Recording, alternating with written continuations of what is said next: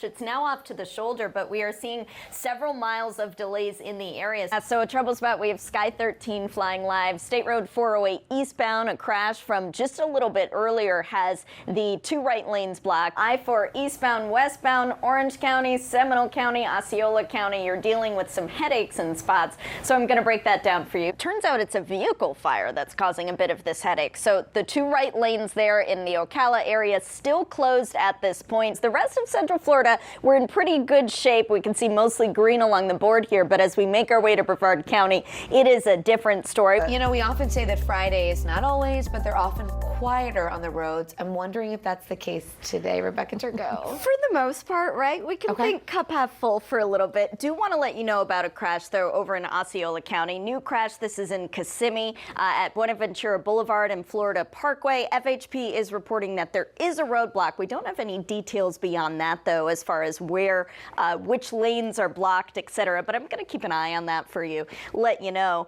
Zooming on out, though, we can see the rest of Central Florida is in good shape. And as we make our way on over to downtown Orlando, we can see I-4 is looking in great condition. So if you're headed out the door in the next few minutes in that area, things are looking good. This real-time traffic update brought to you by your Central Florida Hyundai dealers. Coming up the next 10 minutes, we're going to take a look over in Volusia County. I love that you're always glass half full. We try, right? That. You got to. Good morning, and we are still dealing with a traffic headache 95 northbound in Brevard County at exit 180. That's the US 192 exit. The left lane now blocked to traffic, and as you can imagine, it is causing delays in the area. Now we're looking at about 2 miles of delays, so you're going to want to give yourself some extra time to sit through that if it's part of your commute. Once you get past there, though, you're in the clear. We're also tracking some delays along I-4, both westbound and eastbound, as you make your way to downtown Orlando. This real-time traffic update brought to you by your Central Florida Hyundai dealers. All right.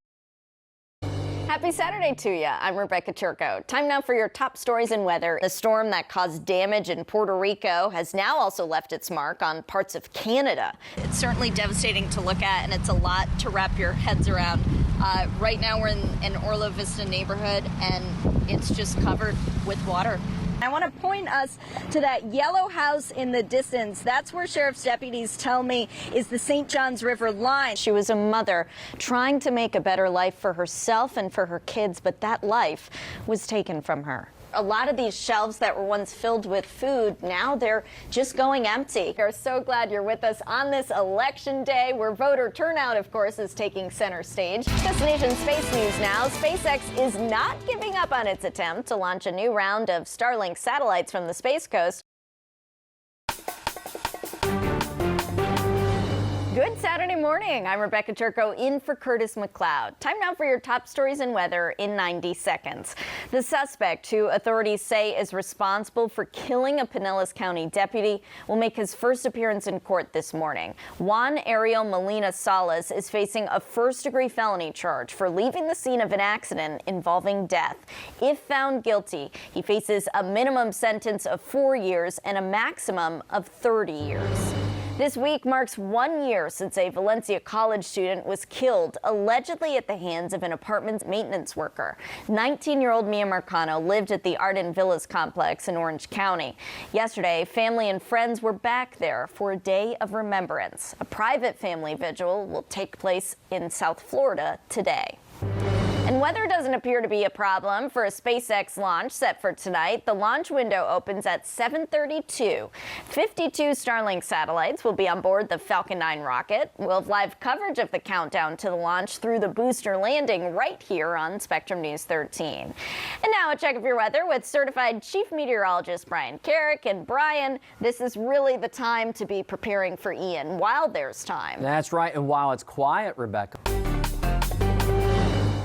The Pinellas County Sheriff's Office is mourning their second line of duty death in 19 months.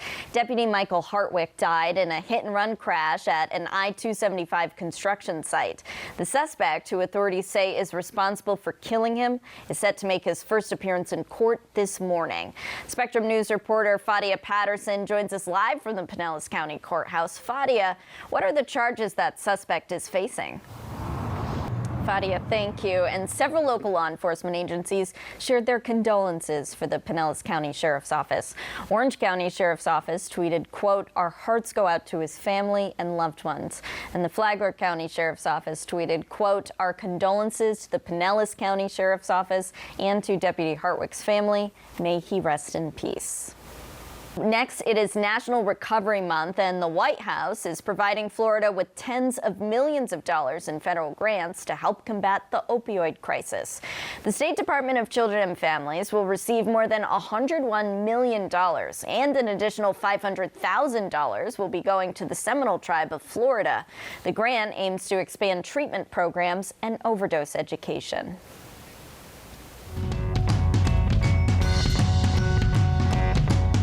Well, high school football season is in full swing now. Our Spectrum Sports 360's Danielle Stein has the top 3 games you may have missed last night in this morning's Saturday Showcase. Still ahead this morning, restoring a sense of normalcy to Puerto Rico after devastation from Hurricane Fiona. But it's good to hear that we're getting additional resources. How the Puerto Rican government is ensuring citizens remain hydrated as crews work to restore power on the embattled island. And certified chief meteorologist Brian Carrick joins us once again. Brian, a lot to talk about with Ian on the way. Yeah, and this is the weekend to prepare. I want to introduce you to Capucine Carson. She was a mother trying to make a better life for herself and for her kids, but that life was taken from her. She was a beautiful spirit, a beautiful person, and she impacted a lot of lives. Capucine Carson was a daughter, a sister, a mother. Her heart was pure, and she just wanted to belong. But underneath it all, a struggle. Family members say her husband had a history of abuse. I didn't know. I just had no idea. That violence hidden from others, like her cousin, Sophronia Smith, and the abuse ultimately cost her her life last month. Orange County Sheriff's deputies say Capucine's husband shot her repeatedly, killing her. He's also accused of shooting her 3-year-old daughter, Kimbella. She's now out of the hospital recovering. I just could not believe when I got the call. I said, quit lying to me. Numbers from FDLE show last year there were nearly 200 domestic violence murders in Florida and nearly 107,000 domestic violence cases overall. Sophronia hopes people living through this trauma seek help to get out. It's not that easy to get out. If you have a free way to get out, go. Run and don't look back. But if you don't have a free way to go, then you need to seek some kind of help in secret before something like this happens. Harbor House of Central Florida offers help for people experiencing abuse. They have a 24/7 emergency hotline. That number is 407-886-2856, and you can also text that number to reach an advocate. Reporting live in the studio, Rebecca Turco, Spectrum News 13. They're concerned it's going to deter people from going solar with one less economic incentive. Now, many who have wanted to go solar are rushing to do it now to try and get grandfathered in. It's a hands-on process, installing solar panels. Down. Things can get pretty loud. But inside, Rachel Beveridge welcomes the clanging, even working from home. Yeah, I don't mind it. That's because Rachel is excited to have a house that'll run on clean energy. She and her husband had been considering solar for a while. This new pool was a pushing point. They wanted a way to heat it year-round without breaking the bank. Then it turned into, well, the math backed up why we should continue on, and so now we're doing the whole house in solar. She says the timing couldn't be better. That's because state legislators recently passed a bill allowing utility companies to offer rooftop solar users less money for energy. Right now, those users get the full retail rate for any excess energy they send back to the grid. That means they can bank that energy as credits to use later, the chance to net zero their bills year-round. But if this measure becomes law, the payback rate would gradually decline. Solar contractor Brad Lowndes says hitting net zero would be a no-go. It's a typical example of the power companies honestly saying, do as I say, not as I do. because they can build power plants, but we can't benefit from the free energy that we pull out of the grid. Supporters argue this ensures those who can't afford solar aren't subsidizing those who have it. If the governor signs off, solar users can get grandfathered in for another 20 years if their panels are up and running before 2024. That's when the payback rate would start to decline. Rachel's just glad she got it now. We've been able to capitalize when it's, the most perks.